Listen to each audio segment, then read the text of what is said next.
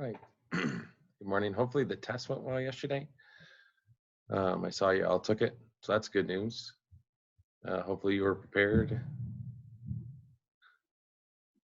Today we're going to look at a couple of different things. One, I'm going to show you TED Talk. I actually meant to show you this last week, just didn't get to it. It's about a phone app developer, and I think it's kind of interesting. So we're going to look at that first.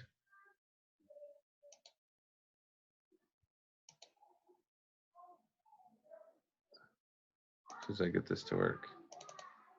Yep. All right, so here we go. Hi everyone. Just before I start, I'd like all of you to take your smartphones and show it to me. Raise it in your hands, please. And I will take a picture of that, because that's what I do every time before I speak.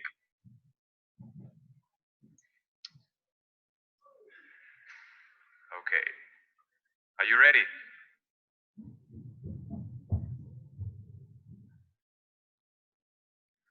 Okay, thank you. Now please put it the deepest pocket you can. That means you shouldn't have your cell phone out while you watch this. I came here today to talk to you about an addiction, one that many of us share, but we usually ignore. And I'm speaking about the smartphone addiction. A year ago, I was working for a startup. We developed an iPhone application who tried to get you the best videos from all around the web. We wanted to make people entertained and happy and excited during the day, but we also wanted to make some money. And we knew that the best way to make some money is if as many people as possible will use the application for as many minutes a day.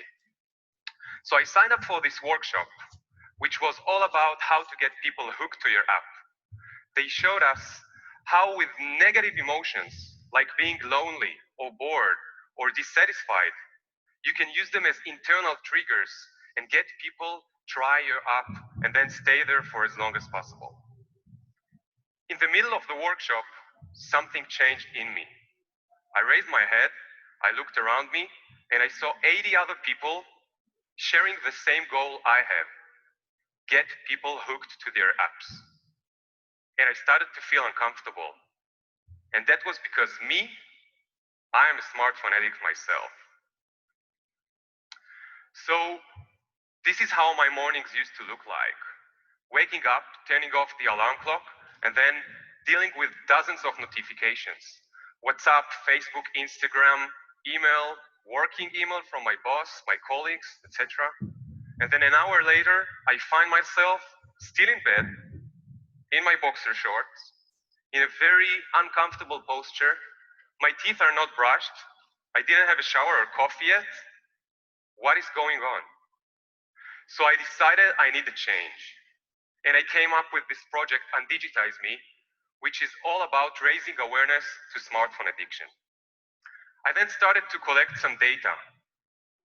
I wanted to see if other people have the same problems like I do, and I found that indeed they do. Well, apparently, most of us, the average user, is checking his smartphone at least 110 times a day. And in Stanford, they found out that 3/4 of the students said they would rather forget their wallet than their iPhone when they go out of the home. And the same amount of people said they're falling asleep with their phone. But it's not just about me and my phone. It's also a social thing, right? Pacific Bell Wireless, a big phone company, back in 1999 did a survey. They asked people if they find it rude to use phone in public. More than 90% said they find it really rude to use the phone in restaurants, at the dinner, at the movies, in the classroom, where everyone else is. But now, 15 years later, it became so common for people to use the phone around others, we already have a special word for it. It's called phubbing. It's when you snob someone who sits next to you, or in front of you, or maybe even talking to you by using your phone. So I wanted to know, is it a real addiction? Can we call it an addiction? Because you could say this is just a lot of use. Apparently, there are some similarities between the smartphone addiction to other addictions. For example, when a smoker can get his cigarette, he feels stressful, he feels anxious. It's the same for an alcoholic who can't get his drink. And apparently, we feel stressed when we can't get our phone on or when our battery is about to die. You probably know this feeling. And a research done in Australia among 3,000 people under the age of 30 found that 9 out of every 10 admit to feel this anxiety while having his battery dying. So, sorry. I have two amazing nephews. They are 3 and 8 years old. And as a technologist, I love watching them growing, pinching, scrolling, swiping, hitting the touch screen, even taking selfies before they knew how to read. But I also couldn't help to wonder, is there a cost to it? And apparently there is. There are multiple studies showing relations between development of kids and things who happen to our brain. Apparently, overuse of screens can really lead to loss of tissue volume in the gray matter areas in our brains, specifically in a place called the front lobe. This is a place where our processing functions happen. Things like prioritizing, planning, and everything else we need it for get things done. A different area affected is the insula. This is where the kid is learning how to create empathy and compassion for others. But it's not just the kids, right? What about the parents? So in Boston Medical, they went to observe some parents with their kids in fast food restaurants in the US. They watched a lot of families eating dinner together, and they saw that so many parents are looking at their phone while dining with their kids. 1/3 of them was constantly on the phone. And what happened when a parent glued to his phone was interrupted by a kid, by his kid? Usually, it was a negative reaction. I tried to understand, why are we so addicted? What is going on with us? And I found some more relations. One research found in Harvard Psychology Department is showing that sharing information about ourselves, like we like to do through the smartphone, activates the same part in our brain that is related to pleasure. The same pleasure we get from getting money, eating food, or even having sex. And another thing is our fear to miss out. We're so afraid we're missing out, so we use the Facebook newsfeed and the Instagram newsfeed and Twitter to see what others are doing. But actually what we are is we are missing out on the real world, on reality. I'm going to skip ahead here.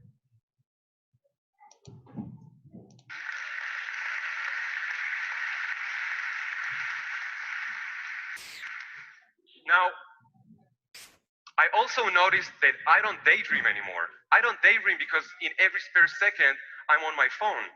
I don't look out at the window anymore. I don't sit under the trees. But history is full of high achievers, daydreamers, like Albert Einstein or Isaac Newton. And we so love to imagine how Newton sat under the tree or Einstein looked out the window. And this is the moment where they had their best ideas. And indeed, we can see that has to do a lot with creativity. And daydreaming is not just about creativity, it's also about our memory. Research found that in order to store memories into long-term memories, there is a two-step process. In the first step, the brain is taking the new impressions and store it in a temporal place. But then in order to take this and move it to a long-term memory, we need to let our brain rest. And this is what we do when we daydream. Learning all these studies made me really think I need to make a change. I need to start raise awareness and make people speak about it. So I asked my friends, what are the moments in your life you would rather put your phone down? You would rather put it aside. And then I take a few pictures of them. I'll show you just a few examples. Doing it with their phone turned down. After 5 pictures I took, something overwhelming happened. My email started to fill up with more than 500 photos within 2 weeks of other people wanting to participate in the campaign. And not just from Israel, also from all around the world. Volunteers joined and helped me, and we started to get dozens of emails of people telling us amazing stories. All right, we'll skip ahead a bit here. Not this one. This Australian guy told me how his 14-year-old daughter is getting in the room, seeing him and his wife, looking at the smartphone, totally ignoring him, and she tells them, "Mom, Dad, this is so unsocial." Well, so he decided from then on that in dinner time, no one is using the phone for 2 hours. And he wrote me so excited how our campaign really changed him. The next thing I wanted to do is something about the little kids. So I partnered with Einav Kesher. She's a psychotherapist working with kids to create a book for kids who are addicted to the screens. But it's not a book who is supposed to scare the kids or tell them to not use the smartphones anymore or any screen. It's a book who encourage them to go out and look at the world and see how amazing and beautiful the world is out there. Well, for sure, our biggest event was on last March. That was the day and night of unplugging. A few years ago, there was a new tradition in the US. San Francisco, Los Angeles, New York, small groups started to celebrate one day of unplugging for a year. For 24 hours, we put the smartphone somewhere else and we just enjoy whatever there is. Shai Netzer, a good friend and a partner in this project, decided we must get it to Tel Aviv and make it the biggest event ever. And so we did. For 2 months, we went all over Tel Aviv, convincing people to join us. But actually, we didn't have to convince. The feedback was so good. We had yoga studios, coffee shops, and the best bars in Tel Aviv, not allowing people to get with their smartphones inside their businesses that day. They also missed the time when people really actually used to engage with each other. We learned a lot in the day of unplugging. 24 hours is enough time for someone to get out of the anxiety and really start to connect back to real life. But I must say, if you think I'm against technology or against the smartphone, you didn't get me right. The smartphone is an amazing device. It's a magical device. I'm in love with it. Not just as a device, also as a technology. And there are also amazing applications who are really positive. They can help me grow habits like a diet, meditation, running, and so on. And it's doing so much good to science. But having said that, we still know that the changes we've seen in the last few years are nothing compared to what we're going to face in the last or in the next decade or two. We're facing Google Glass starting to get really commercial, now cooperating with the popular eyewear brand, Ray-Ban. And Google has a patent pending, which is that for a contact lens you can really use by blinking. And what about wearable technology? Clothes, watches, this is the big trend. So eventually, technology will be embedded in our physical bodies. And our future can be even more hectic than what we do today, unless we make a change. And I do not want to speak about unplugging. I want to speak about a diet. Some apps remind me junk food, but other applications are like healthy organic food. And just like we became aware to what we eat, we need to become aware to what and how much we consume. The Western world saw many cases of diabetes, and then we decided to start educating our kids and ourselves about sugar balance, right? So why can't we do it for the digital diet?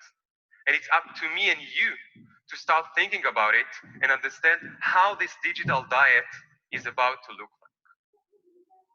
So let's start doing it today. Thank you.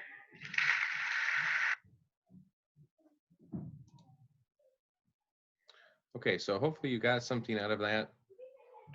Thinking about how smartphones affect our brain and how we need to, if we make a choice to have a smartphone, we have to have a kind of a diet, as he was saying, that we don't just fill every open second looking at a smartphone, seeing if we're missing out on social media world, and just not leaving time for thought, meditation, etc. So I want to show you that, and I'm going to post a link on Moodle, do another talk about the brain as kind of a parting note to chapter 3. So look for that.